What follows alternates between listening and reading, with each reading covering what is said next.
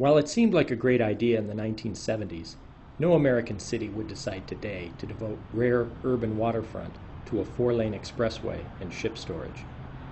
The question being raised by a new organization in Tacoma is this: do we have to live with the current uses?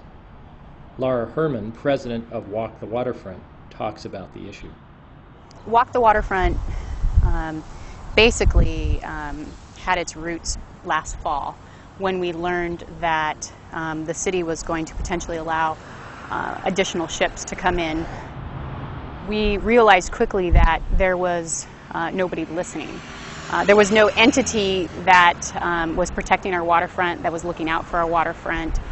And as an active citizen and a concerned citizen, I was so surprised that there wasn't an entity that was reviewing our waterfront.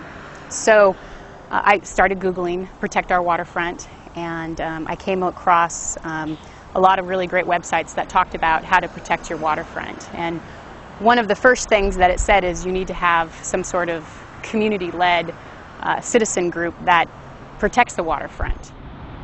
When I think of the waterfront, of course, I think directly of the Ruston Way, this 2.2 miles that I can walk back and forth. But what I learned from a City Club study in 1988 is that there was this concept, this idea of a walkway from the Tacoma Dome all the way to Point Defiance. And basically it called for a continuous, accessible walkway. And from there I started thinking, well, why don't we have a continuous, successful waterfront? What's the problem? I kind of expected that our city leaders and those in charge would, ensure that would happen. And then what I realized very quickly is that in our urban area, again, these 7 miles from the Dome to Defiance, it's zoned in different areas, and we treat these areas differently.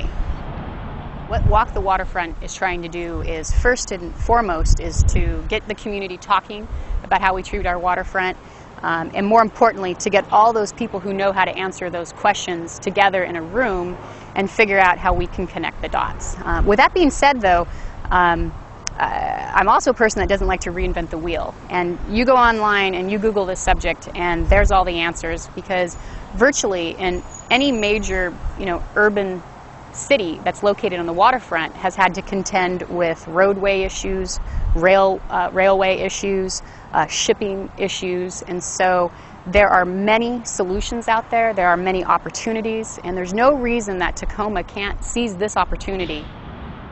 Ruston Way and the Foss Waterway are two of the most popular areas in the region. But is there a way to reclaim the section in between? That's the discussion Walk the Waterfront wants us all to have.